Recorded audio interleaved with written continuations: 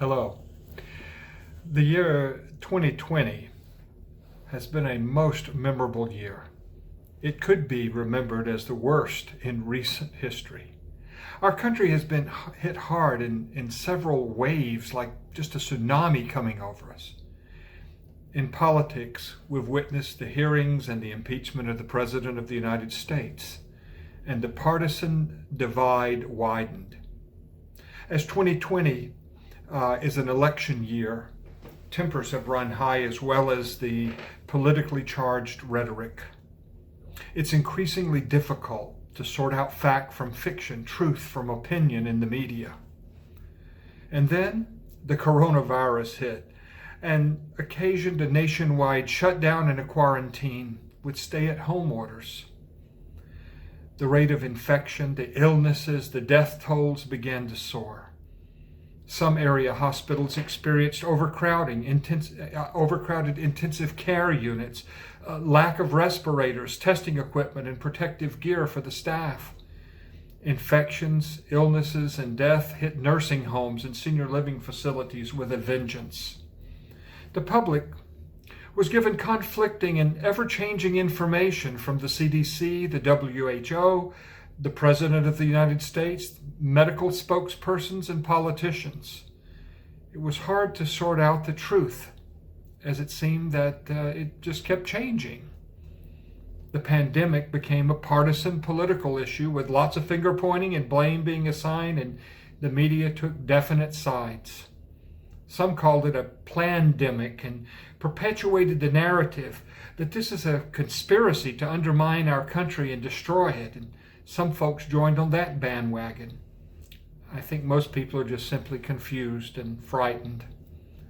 The public made a run for the toilet paper, and there was a shortage. Who would have guessed?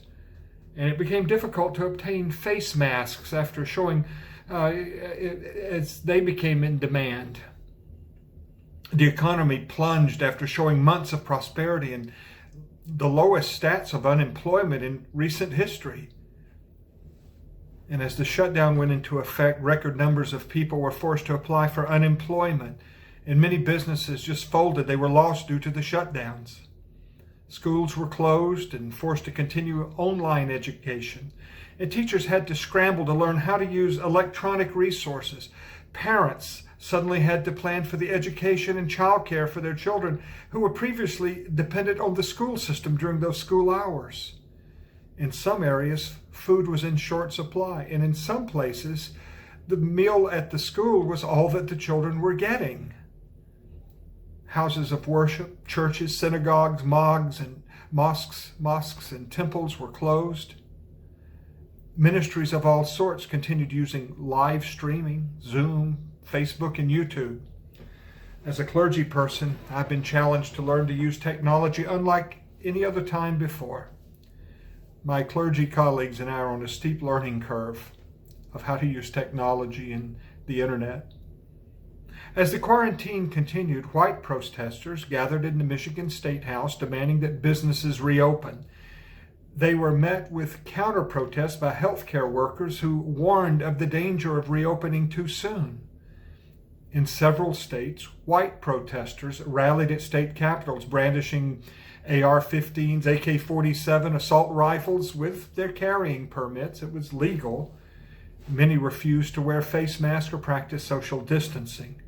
They demanded an end to the quarantine stay-at-home order so that businesses could reopen. And no one was hurt, no shots were fired, but this was a strange and a frightening way to protest. Imagine the consternation in our country had all of these been black, heavily armed citizens. But they weren't. They were white. As we were just adjusting to some of these challenges, just about to open up, an incident occurred in Minneapolis that stunned the nation. The horrendous and the unnecessary killing of George Floyd at the hands of the police came to light. It happened because it was videoed. One policeman planted his knee on the neck of this man who was completely already apprehended and subdued and helpless as he begged for breath. 3 other officers stood by and watched but failed to intervene. And George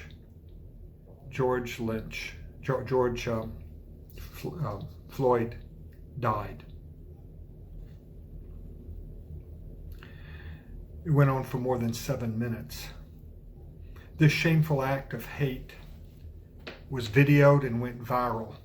People of all races were outraged, but the criminal justice system appeared to just act slowly in responding to this scandal.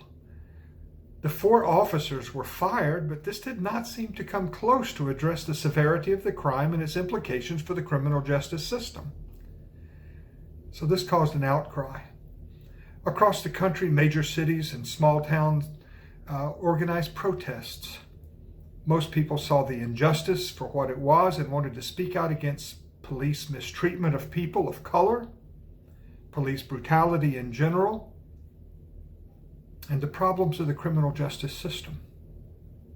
Most people saw this as another incident of racially motivated miscarriage of justice for people of color, and rage hung in the air. I was appalled. It was hard to watch that video. People were angry at what they saw on the video. Most of the protests, of course, were peaceful. Many people attended the protest to let their convictions be known, their voice of outrage heard. It was about justice for all. It was about reforming the criminal justice system and systemic racism.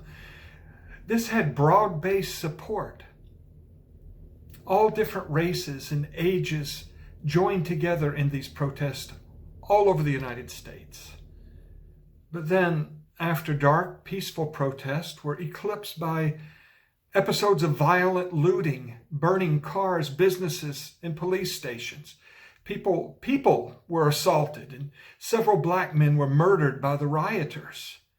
Rioters, black and white alike, destroyed basic services and medical facilities and police stations, stores and transportation systems in poor and minority neighborhoods.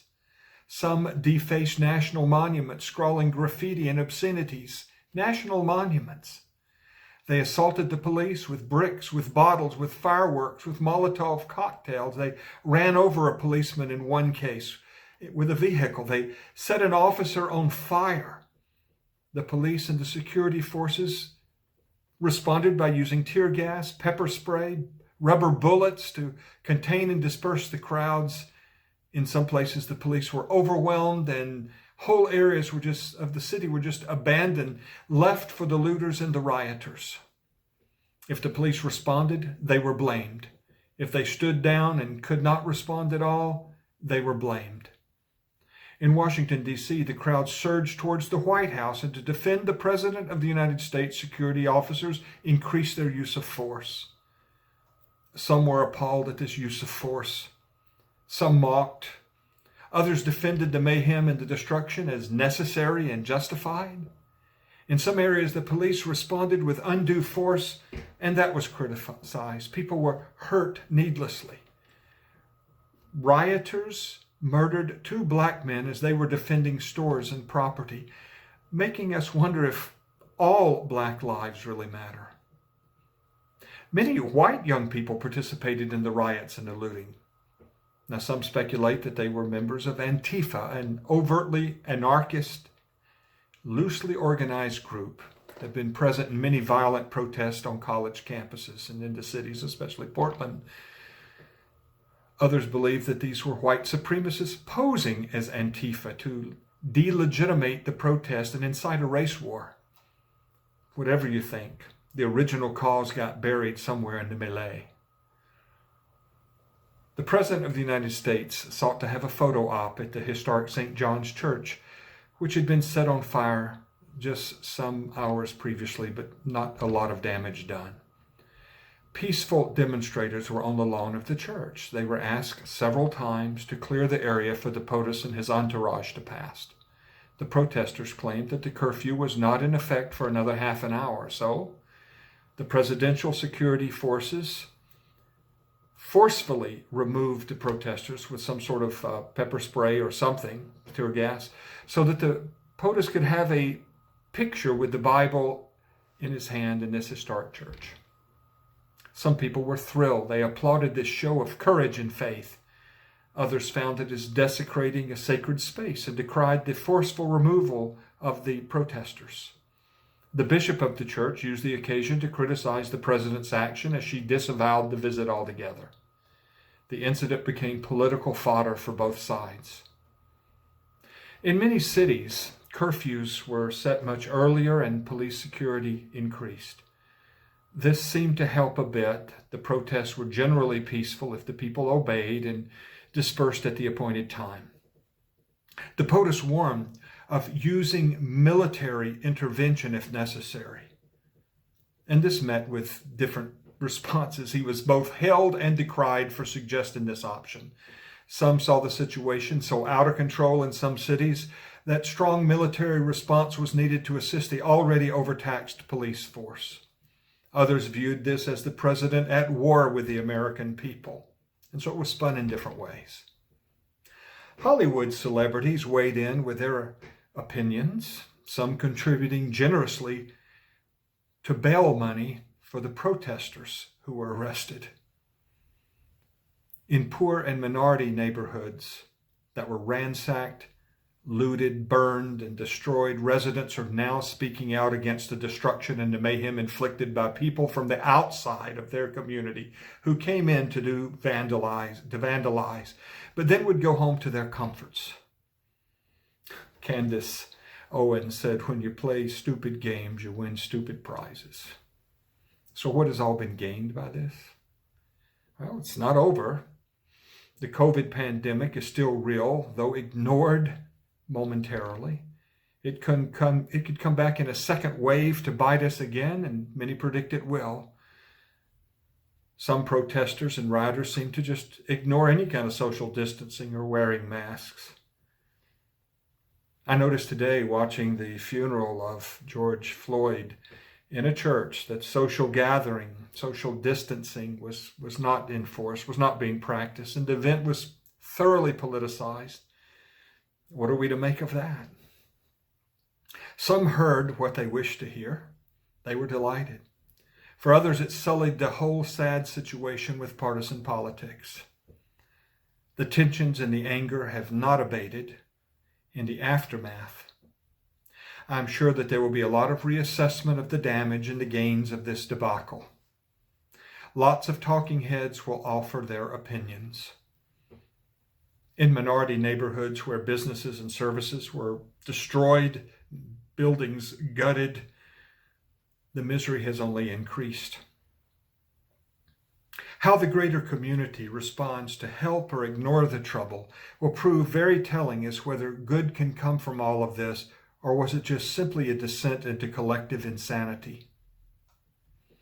Perhaps celebrity elites will contribute some of their wealth to rebuild neighborhoods, not just bail out perpetrators. I sure hope so.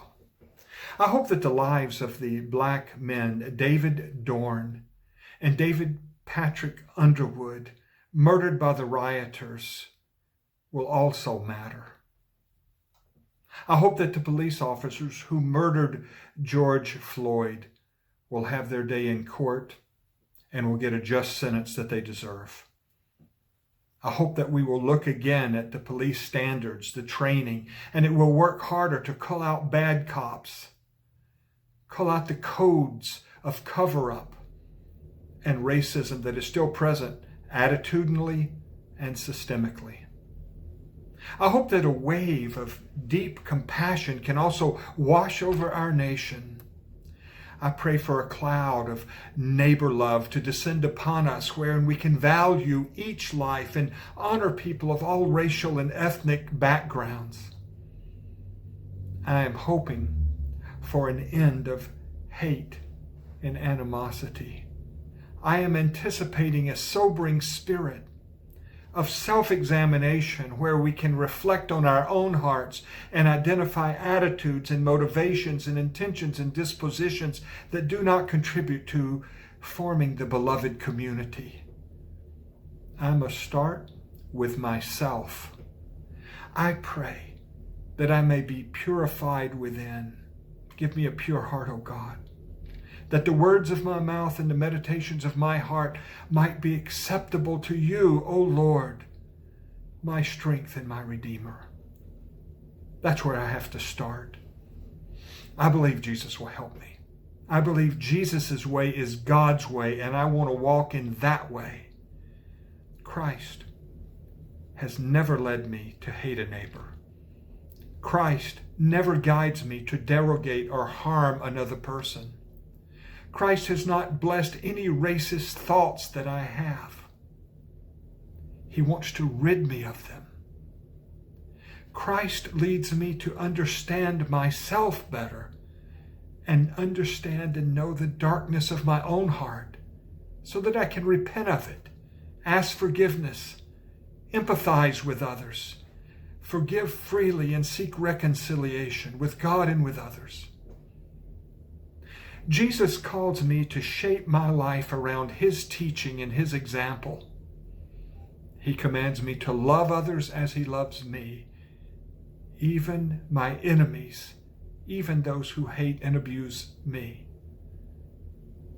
To forgive others as I am forgiven. To give myself as He gave Himself for me. He bids me to not judge so that I will not be judged. He calls me to show mercy.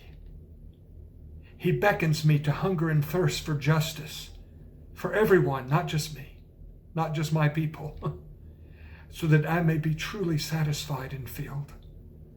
Jesus summons me to be a peacemaker, so that I may be called a child of God. Join me, please, in following Jesus. Amen.